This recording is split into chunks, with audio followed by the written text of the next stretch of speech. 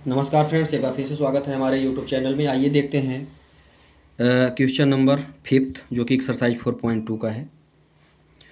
देखते हैं स्टेटमेंट क्या कहती है। The altitude of right angle triangle is 7 centimetre less than it's base. जो एल्टीट्यूड है, ठीक है, वो क्या है, बेस से 7 सेंटीमीटर कम है। अब एल्टीट्यूड क्या कहलाता है, वो कहलाता है आपका perpendicular. And the hypotenuse is 13 centimetre. जो हाइपोटेनियस है वो क्या है, 13 सेंटीमीटर है। तो find other two side. Hypotenuse already आपको दिया है। एक बार हम फिगर बना के इसको समझने का प्रयास करेंगे। ध्यान से देखिएगा प्रश्न क्या कह रहा है। सबसे पहले तो ये मेरा हो गया right angle triangle. Right angle triangle का मतलब ये होता है कि कोई एक साइड इसकी क्या हो, 90 हो। तो ये मेरा हो गया 90 डिग्री का। बात समझ में आ गई। अब ध्यान से समझिएगा, ये क्या बोला, इसने सीधे बोल दिया कि हाइपोटेनियस है 13। तो ये मेरा हाइपोटेनियस है, जो दे दिया इसने 13 सेंटीमीटर। ठीक है। एल्टीट्यूड दिया हुआ है बेस का, बेस से 7 कम। मतलब ये कंफर्म नहीं बताया कि कितना बेस है, ये बोल दिया कि बेस से 7 कम है। तो बेस मेरा क्या है, ये वाला पार्ट बेस है। ठीक है, इसको मैं बेस बोलता हूँ। ये मेरा एल्टीट्यूड है, या इसी को मैं क्या बोलता हूँ, सॉरी, परपेंडिकुलर बोलता हूँ। और ये मेरा हाइपोटेनियस है। बात समझ में आ गई। अब आगे चलते हैं भाई। मुझे कुछ पता तो है नहीं, लेकिन इसने इतना बता दिया है कि मुझे बेस के सापेक्ष में सल्यूशन करना पड़ेगा, क्योंकि जो ये वाली साइड है वो बेस से 7 कम है। तो बेस को ही हम यक्स मान लेंगे। ठीक है, तो let the base of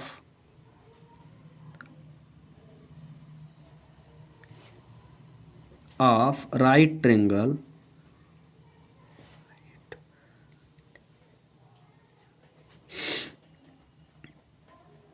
is equal to x. ध्यान से देखिएगा, जो ये बेस है इसी को मैंने ले लिया x.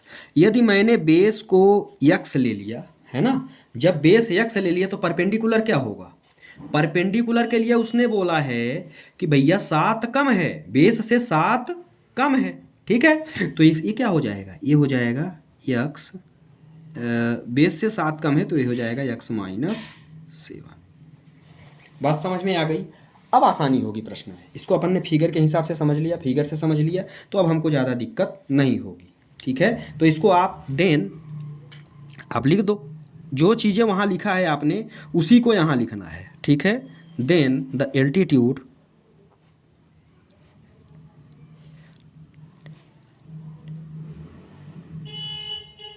Equal to, altitude equal to कितना हो जाएगा, एक्स माइनस 7। ठीक है, सेंटीमीटर है तो आप आगे यहाँ पे सेंटीमीटर भी लिख सकते हैं, क्योंकि ये पूरी जो वैल्यू दी हुई है वो सेंटीमीटर में दी हुई है। ठीक है, तो ये पूरी चीज़ें मेरी सेंटीमीटर में हो गई। अब आगे क्या बोला है, आगे इसने कुछ नहीं बोला, सीधे बोला कि आपको दोनों साइड निकाल के देनी है। हम कैसे निकाल सकते हैं, तो हम यहाँ पे डायरेक्ट अब लगा देंगे, क्योंकि जो राइट एंगल ट्रेंगल रहता है वहाँ पे हम सीधे पाइथागोरस थ्योरम लगाते हैं। ठीक है, तो यहाँ पे आप लिखिए बाय, अब आगे सीधे आप लगाएंगे पाइथागोरस थ्योरम।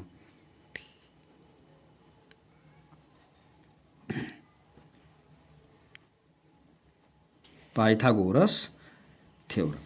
ठीक है, पाइथागोरस थ्योरम क्या कहता है, वो कहता है कि भाई कर्ण का वर्ग, मतलब जो हाइपोटेनियस का वर्ग है, स्क्वायर है, वो अन्य दोनों साइडों के स्क्वायर के सम के बराबर होगा। यही होता है। ठीक है, तो यहाँ पे हम नामांकन कर देते हैं तो अपन को थोड़ा सा आसानी होगी। तो ये दिया हुआ है ए बी सी, क्या होगा, ए सी का स्क्वायर। अब हम सीधे लिखते हैं ए सी का square equal to B C का स्क्वायर प्लस बी सी का स्क्वायर प्लस ए बी का स्क्वायर, ए बी का स्क्वायर। पाइथागोरस थ्योरम यही कहती है कि जो आपका हाइपोटेनियस का स्क्वायर है अन्य दोनों साइडों के स्क्वायर के सम के बराबर होगा। ठीक है, मान रख दीजिए। यहाँ पे क्या है, ए सी आपका है ऑलरेडी उसने दिया हुआ है 13, है ना, 13 का square sorry, equal to B C कितना है, बी सी ऑलरेडी आपने यक्स लेके रखा हुआ है, तो यहाँ पे आप कर दो यक्स का स्क्वायर और प्लस क्या है, यक्स माइनस 7 का स्क्वायर, तो यक्स माइनस 7 का स्क्वायर। ठीक है, इसी को सॉल्व करते हैं। ये हो गया 169 इक्वल टू, यहाँ पे क्या बचा, एक्स स्क्वायर, और इसको हम तोड़ेंगे ए माइनस बी के होल स्क्वायर से, तो ये हो जाएगा A square minus 2 A B plus B का स्क्वायर। ठीक है, इतना कर सकते हैं। अब आगे चलिए इसी को सॉल्व करते हैं। ठीक है, ये मेरा हो गया 169 इक्वल टू एक्स स्क्वायर अपनी जगह पर है, ये भी एक्स स्क्वायर अपनी जगह पर है, माइनस का करेंगे तो हो जाएगा 14x और प्लस हो गया 49, 7 7 जा 49। आया समझ में यहाँ तक? अब आगे इसको हम बस अरेंज करना है, बाकी कुछ नहीं करना। कर लेते हैं। एक्स स्क्वायर को एक्स स्क्वायर से करेंगे तो ये हो गया 2x स्क्वायर, फिर इसके बाद ये हो गया माइनस 14x, ये है प्लस का 49 और इस 169 को इधर लाएंगे तो ये हो जाएगा 169 इज इक्वल टू में कितना मिल गया, 0 के बराबर मिल गया। ठीक है, अब आगे इसको हम सॉल्व करेंगे तो मुझे क्या मिल जाएगा। आगे यदि हम सॉल्व करते हैं तो यहाँ से मुझे मिला, ये शायद अब स्क्रीन पे नहीं दिख रहा है तो अपन यहाँ से लिखना स्टार्ट करेंगे, है ना। ये हो गया 2x स्क्वायर है मेरा, है ना। तो यहाँ हम लिखते हैं 2x स्क्वायर को आप सीधे लिख दो, 2x स्क्वायर, यहाँ पे माइनस 14x बचा तो माइनस हो गया 14x, और इसको यदि हम सिंप्लीफाई करते हैं तो कितना बचेगा,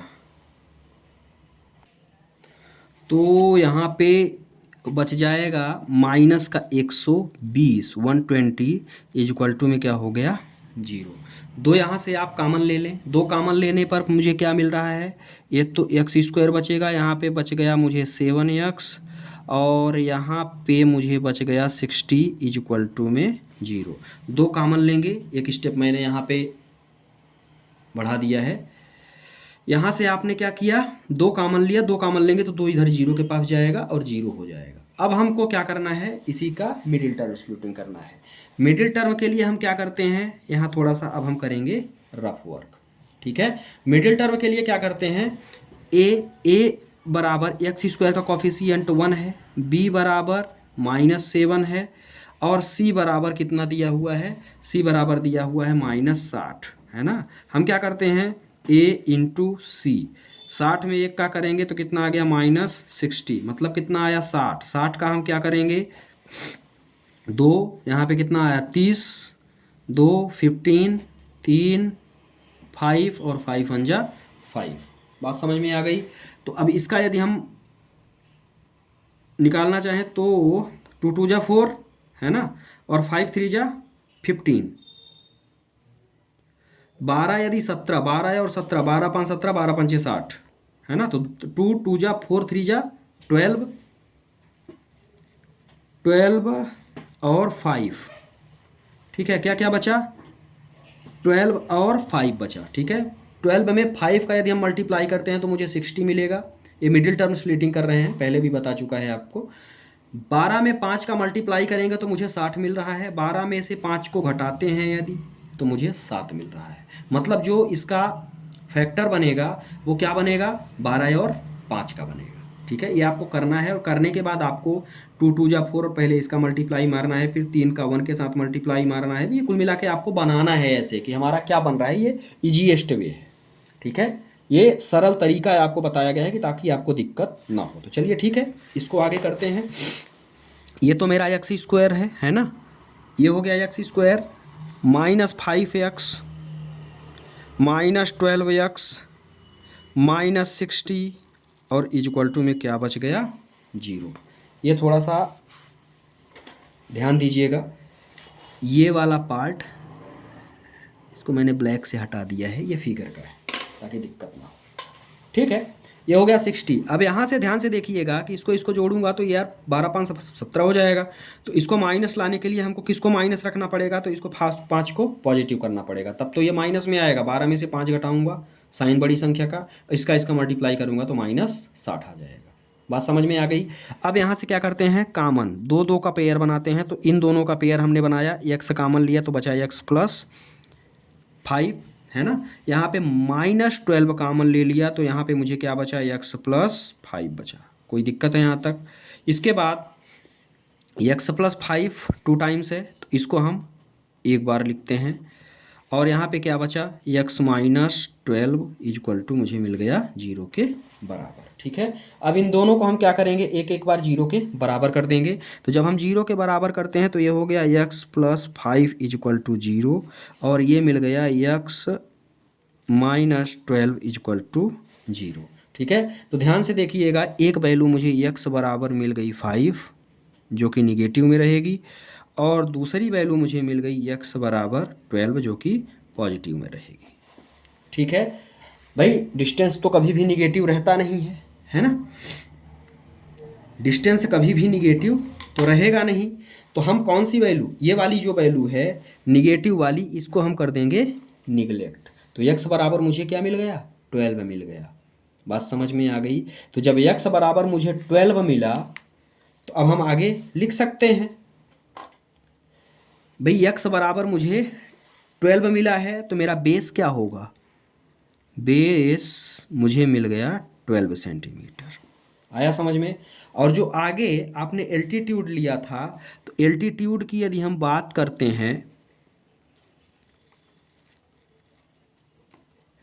एल्टीट्यूड क्या था, एल्टीट्यूड था x माइनस 7, मतलब 12 माइनस 7 तो कितना बच गया, 5 सेंटीमीटर। ठीक है, इस तरह से ये प्रश्न हुआ समाप्त। आप स्क्रीनशॉट ले सकते हैं।